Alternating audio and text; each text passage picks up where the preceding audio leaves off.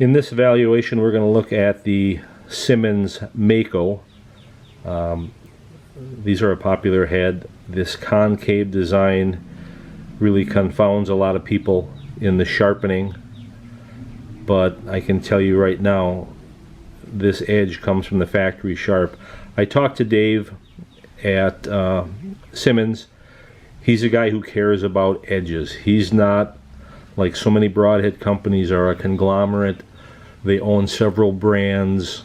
I don't even know if they use their product. They don't necessarily care as much about the sharpness as they should. Dave is the owner. Dave is the user. Dave makes these heads. He cares about sharpness. So we'll put this on the sharpness tester, but I can tell you right now, this will score high. It'll be in the fine cutlery range, no doubt.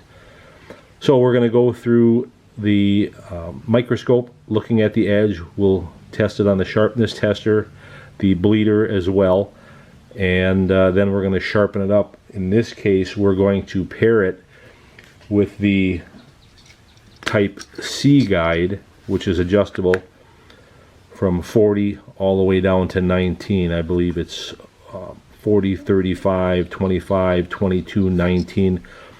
So the version C guide is adjustable to a lot of different positions.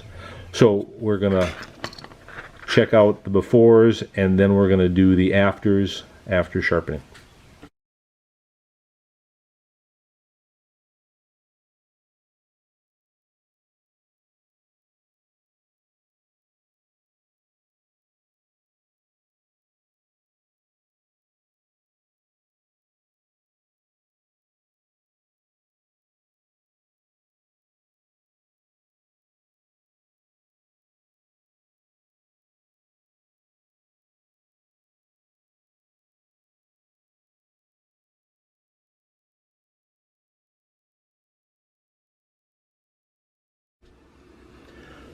Now we've seen the edge under the microscope, let's test the factory edge on the sharpness tester.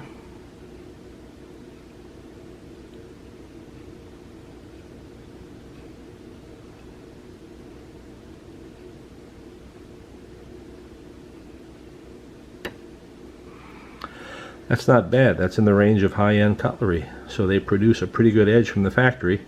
Of course, after using them on animals in practice, they'll need to be sharpened, and that's what we're going to do next. Now we're going to look at the bleeder blade. It's a little bit more of a challenge to hold as it's small.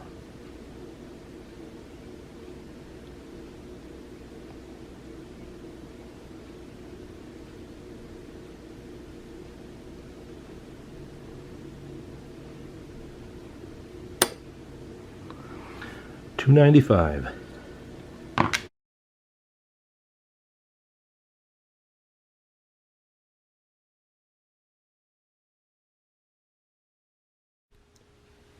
The roller position that I'm going to use for the Mako is this one right here, and that's going to produce 22 degrees on a side.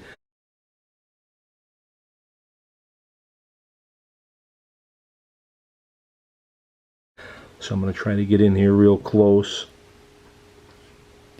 Sadly, it won't focus. But if I'm on the roller, which you can see in the background, and then on the blade, that would produce 22 degrees on the side, or 44 degrees total. This would be the blade orientation for any of the concave. You would want this tip and this tip to be parallel to the roller, and then of course because it's concave, the center will be a little bit lower.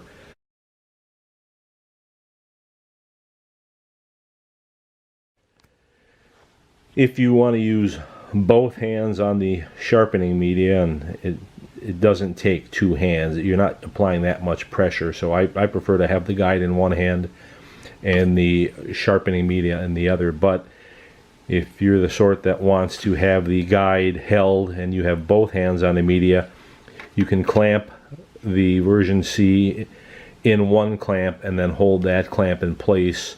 It makes it pretty rigid. Then you can have both hands free to work the stick. Don't over clamp it. Obviously the guide is plastic. There's no need for too much pressure. Again, my preference is to hold the C in one hand, hold the sharpening media in the other. I feel I have better dexterity, but this is an option for some. When it comes to sharpening with the C guide on concave edges, when I ship the guide, it comes with a double cut fine file, a ceramic crock stick, a wooden dowel, some buffing compound as a kit, but you're not limited to that. Certainly this diamond jewel stick will absolutely be a great asset if you have one of those. The wooden dowel, it gets coated with buffing compound for the final step, but you can make your own round files in any grit you want by simply just taking wet dry sandpaper, wrapping it around the wooden dowel, and now you've got a round file in whatever grit you like. It's always going to be dependent on how dull your head is. Now this one is right from the factory, so I'm going to hit it with 1200, 2500, the ceramic crock stick, some buffing compound on the wooden dowel, and no doubt it'll get sharper. But there are a lot of ways to skin the cat when it comes to curved heads. Sandpaper on the dowel is a fantastic idea, and you get to pick how many grits of fine file you want, but the action is the same. You can do a sawing motion, you can do a sweeping motion, as long as your sharpening media is on the roller and on the blade. You can start in the middle and work to the tip, start in the middle and work to the back. Whatever method you employ, once you've developed a burr on the opposite side, that's your signal to flip it over. Repeat those actions on the other side until you get a burr, then switch grits. That's the key to getting something sharp. If you're not getting a burr, you're just making the edge shiny and you're never actually reaching the apex, which is where the cutting takes place, in that fine, minute, sharp edge. So there's a lot of ways to sharpen a convex head like this on the C guide, and it'll always be dependent on how dull it is. When it comes to the round file, sandpaper on a stick, ceramic crock stick, it is perfectly fine to go into the blade as I'm doing here. And I said before, when you've reached a burr on one side, flip it over, the same thing, stroke it through. I can go forward, I can go backward. When you get to the ceramic crock stick, the least amount of pressure the better. You're dealing with a very fine edge. Too much downward pressure will actually bend that fine edge. Very light pressure. The last step would be the wooden dowel with the buffing compound. I've already coated the dowel. Here your action's different. You would only use a pulling stroke across the blade. You would never push in.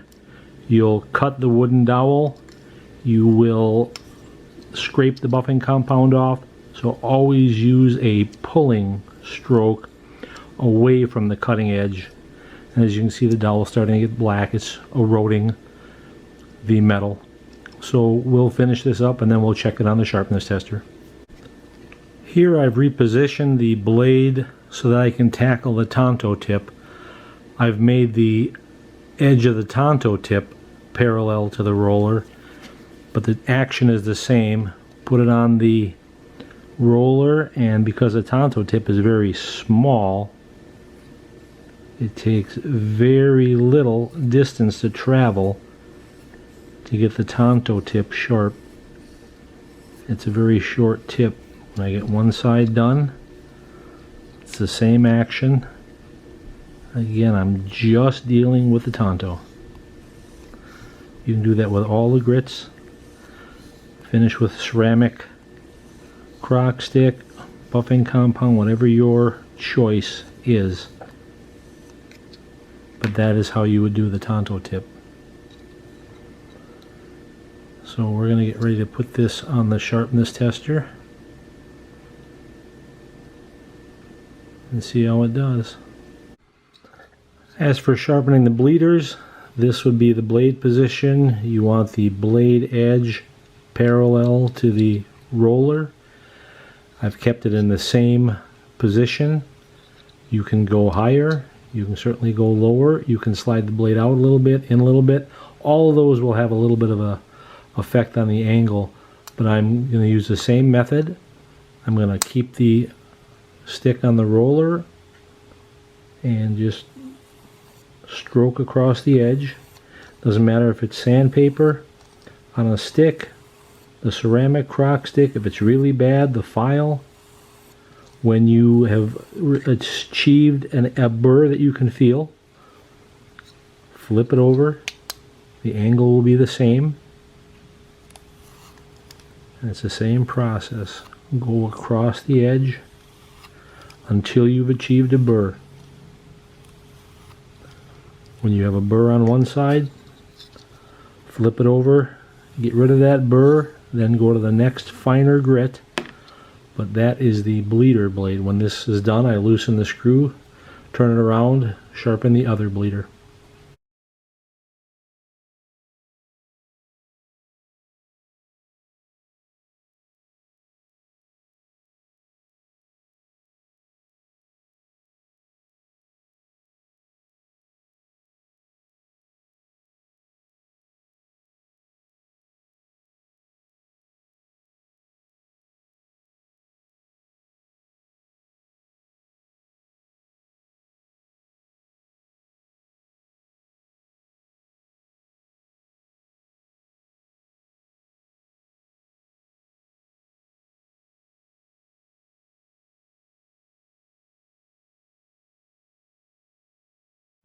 Alright, you've seen the edge under the microscope.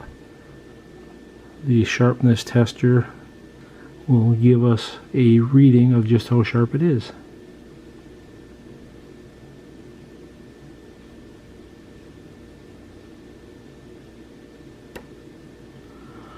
.144. Let's try that again.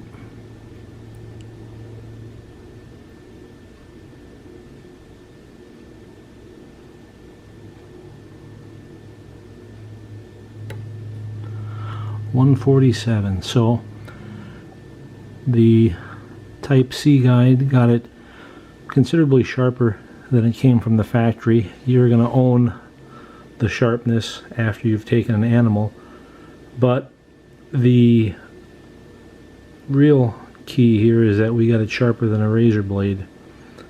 How do I know it's sharper than a razor blade? Because I've run razor blades through this tester. Alright, let's take a look at the sharpness of the bleeder blade now.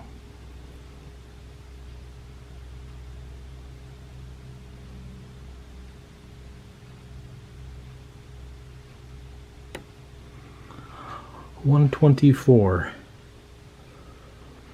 That's a nice thick bleeder too.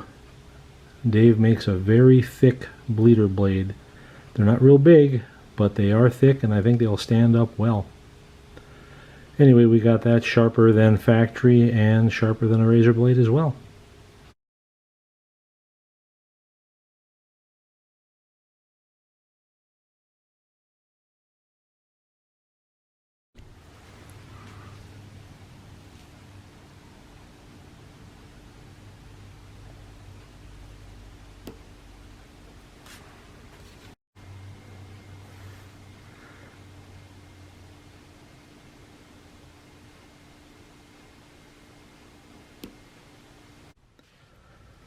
So there you have it. That's the sharpening of the Mako. They come really sharp to begin with, but you will dull them, hopefully, on an animal. You will want to protect them from corrosion. If you've watched any of my other videos, you've seen that these are my two favorite corrosion inhibitors. These heads will rust. Spray a little bit of either on a rag. Wipe it on the blades. Wipe it on the bleeder blade as well. The version C guide will do a great job for you. Doesn't matter if it's a Mako, kudu point, any of the larger Simmons heads, any of the convex heads, or even the concave heads that bow out, which is the whole reason this was called the version C guide to begin with.